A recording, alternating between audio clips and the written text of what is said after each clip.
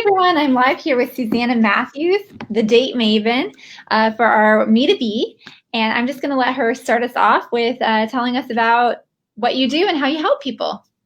Hi, well, thank you, Andrea. First of all, I'm really pleased to get to have this conversation with you, and I think it's a really unique and supportive thing that you do to feature the entrepreneurs in your community this way. So thank you for kind of giving me the platform.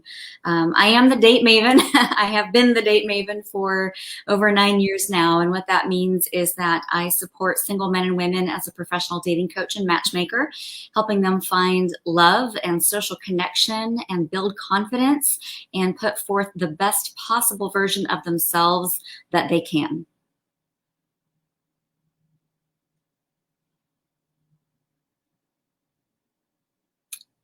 I think you may have frozen on me there for a second. I can't tell.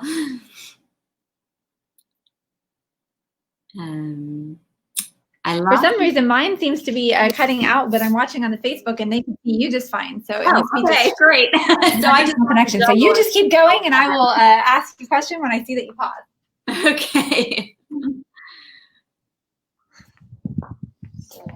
Sorry, I'm going to try over here. We have somebody in the AV room. My laptop is notorious for not having a great video connection. So sorry if I missed some of that. Can you give us a little bit more into your background?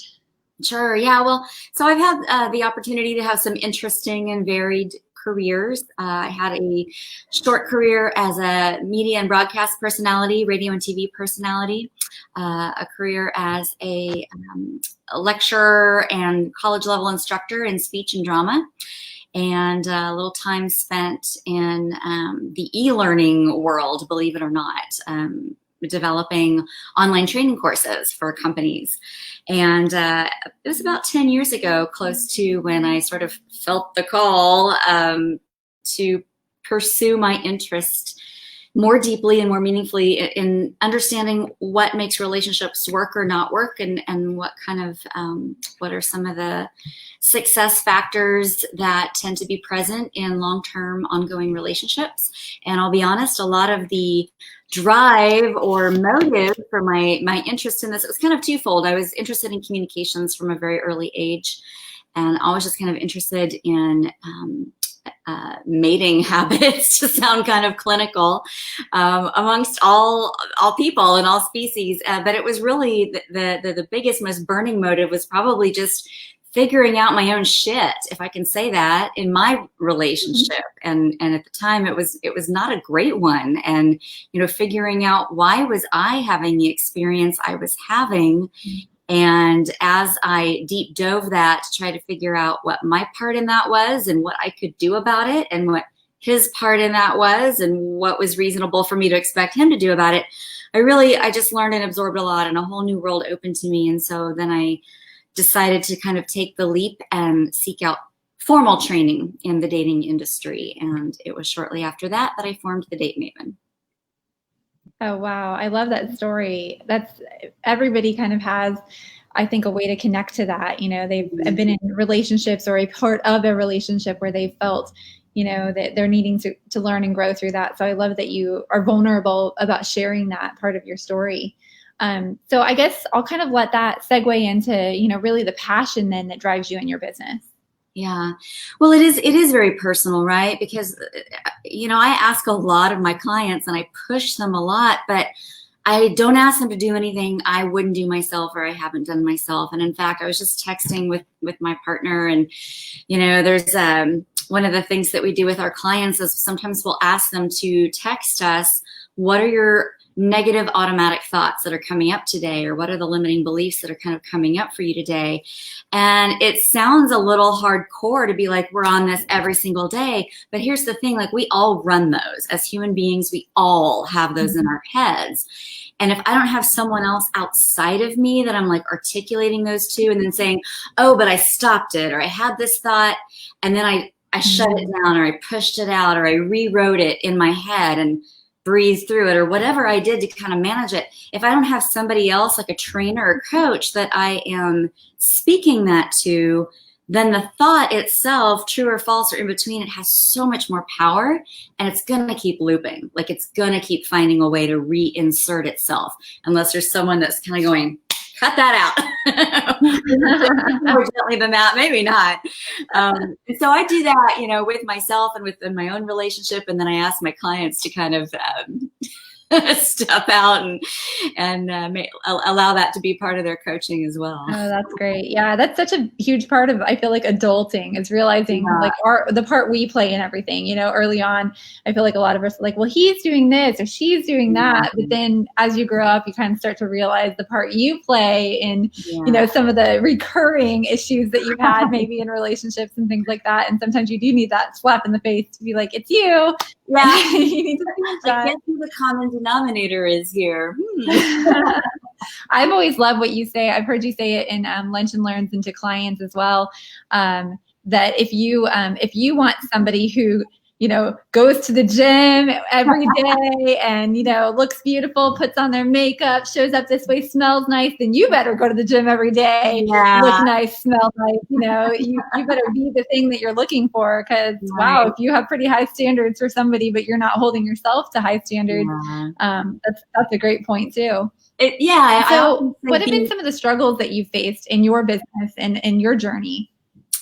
Well, I could fill the hour on that question alone. So I'm just going to be honest and real and tell you that I've had a lot of learning opportunities, because we're reframing, you know, failures and pitfalls and misses as that. I've had the opportunity to learn a lot over the years, I think, just about business in general, and then also about people and how people work and how people think and kind of what motivates their decisions and their actions and so forth. And so, you know, I think if I could have saved myself some struggle early on, if I had really embraced the idea of research and not just researching the human mind or you know, socioeconomic patterns in dating or whatever, but really research the market and research how people exist in this market. And it is different and unique than how they function in other markets. And so really, you know, I'm a very positive and optimistic person. And I've kind of always thought, well, you know, the right people will find me and I'll find the right people. And that's a great mindset to have.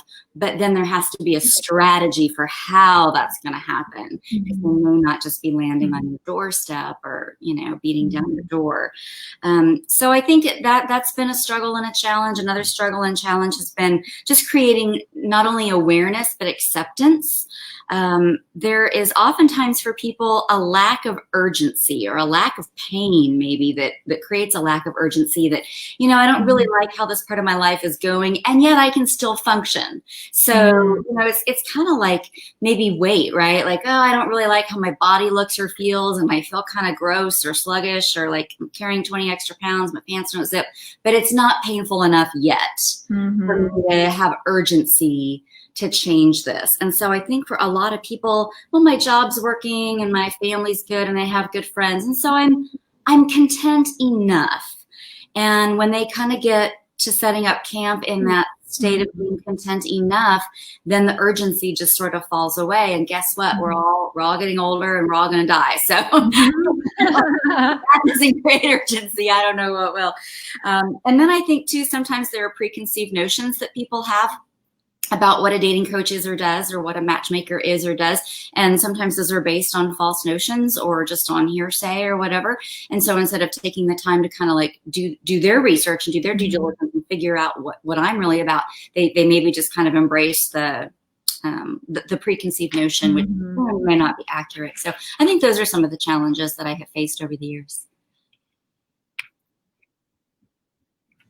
Yeah, well, that's a great time to, I think to transition then into like, what is making you unique then as a matchmaker, and what are some of those things that people think, and then kind of offset it with what is reality? Yeah.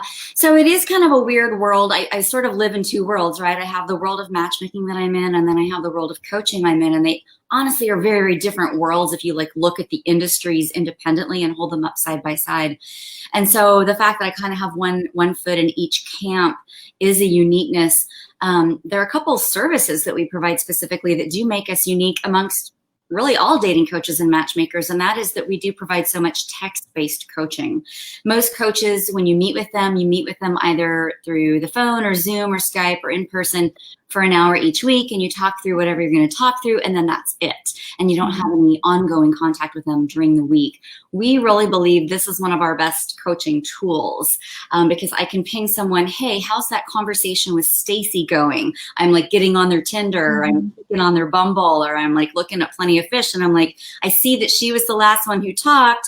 Tag, you're it. You know, you need to keep the momentum going. So a lot of times people without that nudge, they just they freeze or they fall off. So the text-based coaching, or even the using text-based coaching to say to people, hey, send me a picture of what you're thinking of wearing on this date. Send me 3 shirts and I'll be the tiebreaker. I'll tell you what one to wear. So I love that. Yeah, using text in a way that most other coaches aren't using it, or maybe just sending a little, like a meme or something that's uplifting and empowering through text. The other difference that we have, and this is probably something that we're going to either license or somehow sell training to for other coaches around the country, and that's something called power openings. And my partner Michael developed this, and it's a simple yet somehow complicated 4-step process or strategy for opening conversations that works both online and in person. And I'm going to tell you, I am not a hype person. I'm not someone who throws out numbers and just says, oh, it works every time, or it's perfect, or infallible. But it works 100% of the time when people execute it correctly. Now, most of the time, they don't right off from the start. So they're trying to learn it. They're not executing it exactly. And so, you know, we have to kind of come in and be like, you know, do it like this. Here's an example. Here's an illustration. But once they learn it, like, they get the date. Doesn't matter, male, female, young, old, doesn't matter how attractive they are or not. It's following this, I don't want to say it's a script, but it's a concept. And it automatically just sort of speeds up the connection that's happening. And then they get to actually meet the person in real life sooner. I love that. Yeah, that is one of my favorite things that you guys do. I love how you have kind of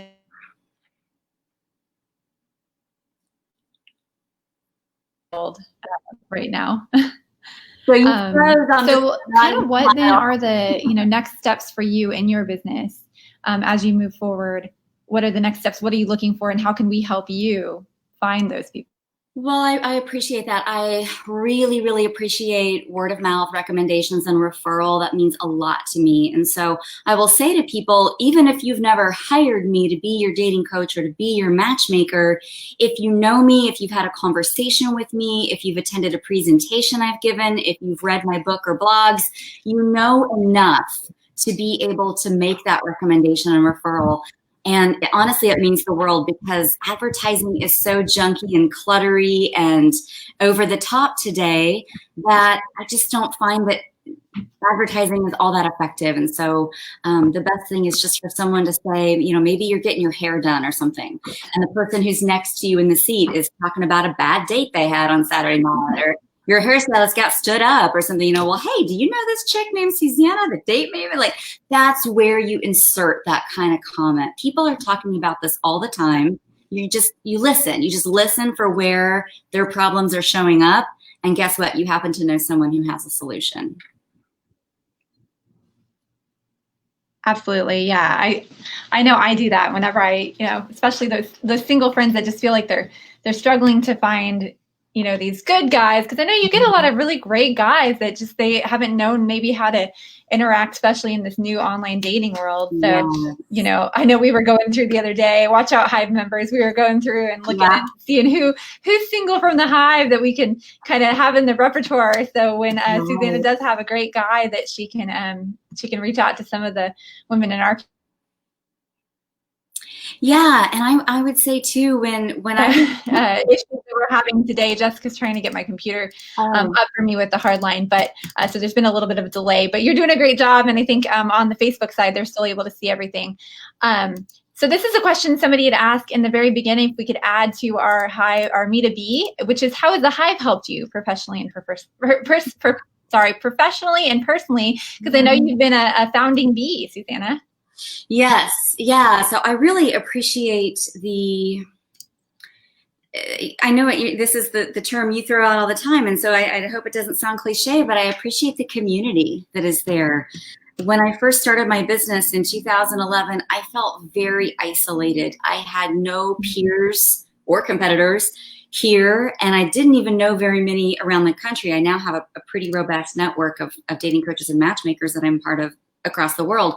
But I was the only person doing anything like what I do in the beginning, and I felt very, very reclusive somehow in doing that, even though I was out and about all the time. And so just having kind of this community that I can bounce ideas off of and crowdsource a little bit and do some picking of the brain and that kind of thing. And just having that community to reflect back to me that I am seen and I am heard and I am valued, it means the world. It builds my confidence and it gives me a sense of assurance. And I'm not just kind of talking to myself in a box. And I'll be honest with you, like I went through some really difficult personal stuff in the last quarter of last year. It was a really trying and traumatic time for me. And although I didn't exactly throw up the B signal and say, hey, I need you, come rescue me or come get me, I knew that I could if I needed to. And that meant a lot, just for me to be able to keep my team. Oh, that's so good. Well, we've certainly loved having you. Bestie. Sorry if I interrupted you there. There was a little bit of delay, but we've loved just having you in the community. And, so Suzanna, what's the best way that people can reach out to get in touch with you if they want to learn more, if they want to refer somebody to you, if they have like a great guy that just needs to work with you or vice versa, a great woman, what can they do? How they reach you? Email is the best way to get a hold of me, and my email address is susanna@thedatemaven.com. And if you can't remember that or don't get it jotted down, just go to the Date Maven website, and there is a contact form that you can fill out as well. Okay, great. Thank you so much, Suzanna, for joining us today. And reach out to her, guys. She's so personable and easy to talk to, and just great to have a coffee date with now that things are opening up a little bit. Sounds good. Thanks again for joining us, Suzanna. Thank you.